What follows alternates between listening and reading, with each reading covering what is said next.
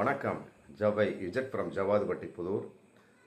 Power writer அப்படிங்கிற அந்த YouTube channel மூலமாக உங்களை மீண்டும் சந்திப்பு ரொம்ப மற்றற்ற மகிழ்ச்சி.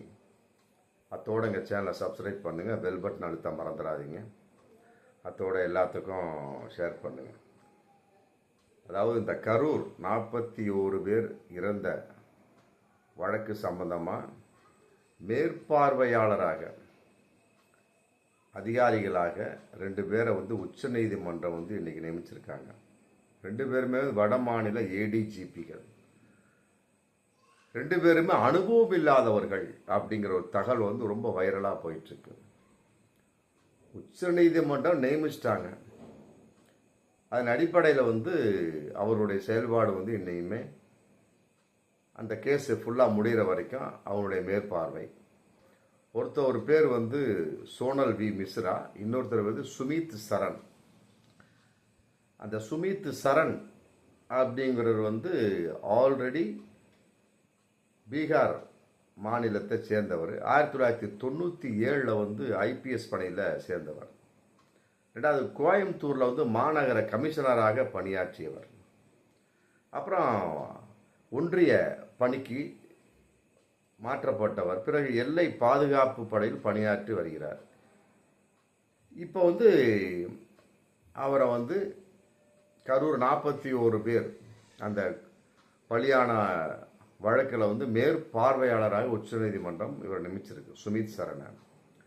அடுத்தது சோனல் வி மிஸ்ரா. அவங்க லேடி. அவங்க சத்தீஸ்கர் மாநிலத்தை சேர்ந்தவங்க.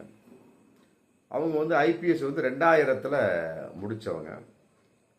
தற்போதைக்கு இதுக்கு இப்போ இந்த பொறுப்பு கொடுக்கறதுக்கு முன்னால் என்ன இருந்தாங்க அப்படின்னா, ஒன்றிய ரிசர்வ் வங்கி சிஆர்பிஎஃப்ல ஏடிஜிபியாக இருந்தவங்க. இப்போ அவரை தூக்கி இதுக்கும் கரூர் 41 பேர் பலியான வகை சம்மந்தப்பட்டதில் இன்னைக்கு மேற்பார்வையாளராக போட்டிருக்காங்க. ஒன்று சோனல் வி மிஸ்ரா, இன்னொன்று சுமித் சரண். 2 பேரும் வட மாநிலத்தை சேர்ந்தவங்க தான். தமிழ்நாட்டை சேர்ந்து எதுவுமே கிடையாது. பட் தமிழ்நாட்டில் சுமித் சரண் இருந்திருக்கிறார். கோவை மாநகர கமிஷனராக இருந்திருக்கிறார். மற்றபடி அந்த சுமித் சரணை பொறுத்த வரைக்கும் இன்னொரு விஷயம் இருக்கு. நெல்லையில் டிஜிபியாக பணியாற்றியவர் சுமித் சரண். பணியாற்றியப்ப அவங்க ஒய்ஃபு போலீஸ் கேண்டீனில் பொருள் வாங்கியிருக்காங்க. அன்னைக்கே சர்ச்சையாக இருந்தது. போலீஸ் கேண்டரில் பொருள் வாங்கினப்ப அந்த அம்மா சொல்லிட்டாங்க, வாங்கின பொருள் காசு கொடுக்காமே வர்றாங்க. எப்படி பாருங்க. இல்லை போலீஸ்காரன் முன்னாடி இப்படி இருப்பாங்களா அப்படிங்கிற கேள்வியெல்லாம் விட போலீஸ்காரன் முன்னாடி இப்படி தான் இருப்பாங்க அப்படிங்கிற விஷயம் இதில் தெரியுது. என்னதான் இருந்தாலும் அவங்க தன்னுடைய அதிகாரத்தை காட்டுறாங்க பார்த்தீங்களா. அப்படி இருக்கக்கூடிய சமயத்தில் இந்த கரூர் 41 பேர் மேற்பார்வையாளராக சுமித் சரண் உச்ச நீதிமன்றம் நியமிச்சிருக்காங்க. எப்படி நீதி வரும் அப்படிங்கிறது இன்னைக்கு மிகப்பெரிய ஒரு கேள்விக்குறியா இருக்கு. அவர் ஒய்ஃபே அந்த அளவுக்கு அதிகாரமானவனா சுமித் சரண் எப்படிப்பட்டவர் அப்படிங்கிறது மிகப்பெரிய ஒரு கேள்விக்குறியா இருக்கு. அதான் நெல்லையில் சுமித் சரண் டிஜிபியாக இருக்கிற சமயத்தில் ஒய்ஃபு போலீஸ் கேண்டீனில் போய் பொருள் வாங்குறாங்க.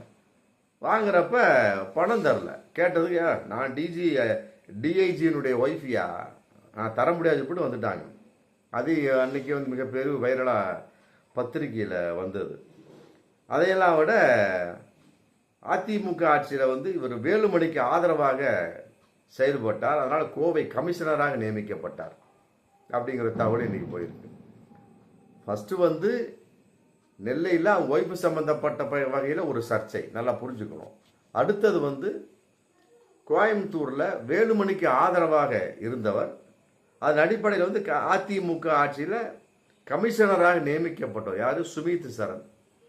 அப்படி இருக்கக்கூடிய சமயத்தில் பலவிதமாக அவ்வளோதான், சொல்ல வேண்டிய அவசியமே கிடையாது. ஆமாம், அதிமுகவுக்கு ஆதரவானவர் அப்படிங்கிறது கன்ஃபார்மாக தெரிஞ்சு போச்சு. இன்னைக்கு அதிமுக வலை வீசிட்டு இருக்காங்க. ஆர்பி உதயகுமார் பேசியிருக்கார். ஆமாம், சரியான நேரத்தில் சரியான முடிவு எடுக்க வேண்டும். ஆமாம், விஜய் பார்த்து சொல்றார், சரியான நேரத்தில் சரியான முடிவு எடுக்க வேண்டும். சிரஞ்சீவி முடிவு எடுக்கவில்லை, அதனால கட்சி கலைத்து விட்டு இன்னைக்கு நடிகராகவே போயிட்டாரு. பவன் கல்யாண் முடிவு எடுத்தார், இன்னைக்கு துணை முதல்வராக இருக்கின்றார். சரியான நேரத்தில் சரியான முடிவை எடுக்க வேண்டும் அப்படிங்கிறாரு. இந்த மாதிரி ஒரு சரியான நேரத்தை சரியான முடிவை உச்சநீதிமன்றம் எடுத்திருக்கிறதா, இல்லை சரியாக சுமித் சரண் சரியாக பொருந்தி விட்டார்களா இந்த கரூர் வழக்கு அப்படிங்கிறது வரும் காலங்களில் தெரியும். இப்போவே தெரிஞ்சு போச்சு. சுமித் சரண் சுத்தமாக அதிமுக அனுதாபி, கன்ஃபார்மாக ஃபுல்லாக தெரிஞ்சு போச்சு. அந்த நேரத்தில் வந்து இவர் யாரை கை காட்டுறாரோ, யார் வேலுமணி, அதிமுக யாரை கை காட்டுறாரோ அவருக்கு தான் வந்து சுமித் சரண் வந்து பதவி கொடுப்பாராம். பதவி கொடுப்பாரு. ஆமாம், அவருக்கு என்ன கொடுத்தாங்க அப்படிங்கிறது அந்த நேரத்துக்கு வேலுமணிக்கு தான் தெரியும். ஆமாம், ஒய்ஃபே வந்து நெல்லையில் வந்து நான் டிஜிபி டிஐஜி பொண்டாட்டிய அப்படின்னு காசு கொடுக்காமே வந்தவங்களாம் சுமித் சரணுடைய பொண்டா அப்படிங்கிறப்ப அப்புறம் சுமித் சரண் எவ்வாறு இருப்பார் அப்படிங்கிறது காலத்தால் கட்டாயமாக தெரியும். இப்போவே தெரியுது, ஏகப்பட்டது தெரியுது. வேலுமணி கையை காட்டினார்னா அவங்களுக்கு தான் வந்து சுமித் சரண் வந்து பதவி கொடுப்பாராம். அந்த மாதிரி ஒரு விஷயம். அப்படிதான் இந்த சமயத்தில் தேர்தல் ஆணையம்லாம் பயங்கரமாக இருந்திருக்கு.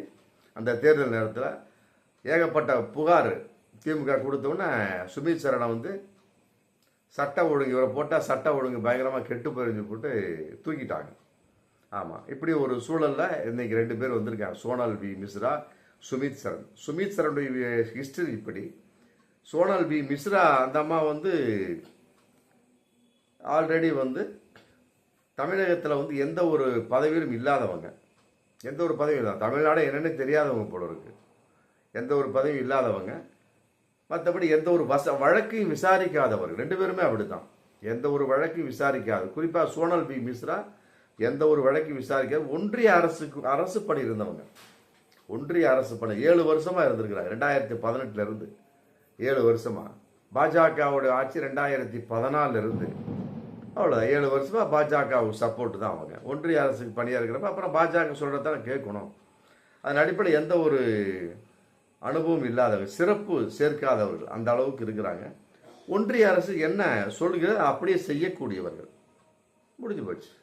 யார்? சோனல் வி மிஸ்ரா. சுமித் சரண் அதிமுக அனுதாபி. முடிஞ்சு போச்சு. பாஜக ஆல்ரெடி அதிமுக கூட்டணி. 2 பேருமே சேர்ந்து என்ன பண்ணுறாங்க? தாவக விஜய் வந்து இழுக்கிறாங்க.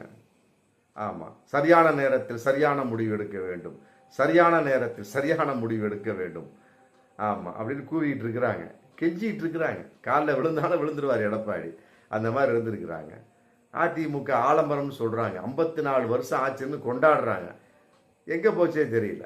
அவ்வளோதான். ஜெயலலிதா போனோம்னா அத்தனையும் போச்சு. எம்ஜிஆர் போனால் சுத்தமாக போச்சு.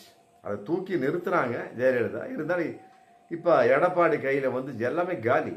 கொஞ்சம் கூட வெக்கமான சூடு சுரணை ஒன்றுமே அதிமுகவுக்கு இல்லை. எடப்பாடிக்கு ஆர்பி உதயகுமாருக்கு இருக்கு எனக்கு தெரியாது. ஆமாம், அவ்வளோதான். மற்றபடி வந்து இன்னைக்கு கூவிட்டு இருக்கிறாங்க. அந்த அளவுக்கு இருக்கக்கூடிய சமயத்தில் ஆல்ரெடி பாஜக அதிமுக கூட்டணி அப்படிங்கிறப்ப சோனல் வி மிஸ்ரா, சுமித் சரண் என்ன செய்ய போகிறாங்க? அவ்வளோதான். தாவேக ஆதரவான தீர்ப்பை அதுக்கு தகுந்த மாதிரி ரிப்போர்ட் கொடுப்பாங்க. உச்சநீதிமன்றம் அதுக்கு தகுந்த மாதிரி அங்கே ஒரு அவங்க ஆமாம் பாஜக ஆதரவு கான்செப்ட் எந்த அளவுக்கு அப்படிங்கிறது உச்சநீதிமன்றத்தில் ஆல்ரெடி தெரிந்த பலவிதமான விஷயங்களை பார்த்த விஷயத்தில், ராம ஜென்ம பூமி விஷயத்தில், மற்றபடி ஓட்டை இது 2000 ரூபா தடை போட்டாருங்க பாருங்க, அது சம்மந்தப்பட்ட விஷயத்தில் எல்லாமே மோடிக்கு ஆதரவாக தானே வந்தது. மோடிக்கு ஆதரவாக தான் வந்து நம்ம வந்து அதிகாரிகளை குறை சொல்லவில்லை, அவர்களுடைய தீர்ப்பை நம்ம குறை சொல்கிறோம். அதன் அடிப்படையில் சோனல் வி மிஸ்ரா, சுமித் சரண் நம்ம குறை சொல்லலை, அவருடைய செயல்பாடை நம்ம குறை சொல்கிறோம். சுமித் சரண் ஆல்ரெடி வேலுமணியினுடைய ஆள் முடிஞ்சு போச்சு. ஆமாம், அப்படிங்கிறப்ப கம்ப்ளீட்டாக அதிமுக. சோனல் வி மிஸ்ரா ஒன்றிய அரசாவே செயல்பட்டவர். பாஜக ஒன்றிய அரசு என்ன சொல்கிறதோ அதை அப்படியே செய்யக்கூடாது. அப்போ அவர் பாஜக. அப்போ பாஜகவில் ஒரு அதிகாரி, அதிமுகவில் அதிகாரி. ஆமாம், தாவேகாவுக்கு இன்னைக்கு மேற்பார்வையாளராக போகிறாங்க. அப்படிங்கிறப்ப எந்த அளவுக்கு இருக்க போகுது இப்பவே தெரிஞ்சிருச்சு. ஆமாம், எந்த அளவுக்கு வந்து தாவேகாவுக்கு சார்பாக அந்த நீதி இருக்கும், திமுகவுக்கு எதிராக அந்த நீதி இருக்கும், குறிப்பாக வந்து செந்தில் பாலாஜிக்கு எதிராகவும் அந்த நீதி இருக்கும் அப்படிங்கிறது கன்ஃபார்மாக அதில் தெரிஞ்சு போகுது. அப்படி இருக்கக்கூடிய சமயத்தில் தாவேகாவுக்கு கொண்டாட்டம் தான். ஆனால் இருந்தாலும் மக்கள் அதை எந்த அளவுக்கு அங்கீகரிக்க போகிறார்கள் அப்படிங்கிறது தெரியுது. பார்ப்போம். கொடுத்து 20 லட்சம் வேலை செய்ய போகுதா, இல்லை முக ஸ்டாலின் தளபதி திமுக கொடுத்த 10 லட்சம் வேலை செய்ய போகுதா, இல்லை 2 பேரும் சோனல் வி மிஸ்ரா, சுமித் சரண் எல்லாம் சேர்ந்து ஆமாம் தாவேகாவுக்கு வேலை செய்ய போகிறார்களா அப்படிங்கிறது வரும் காலங்கள் சொல்லும். பார்ப்போம் மீண்டும் அடுத்த வீடியோ. நன்றி.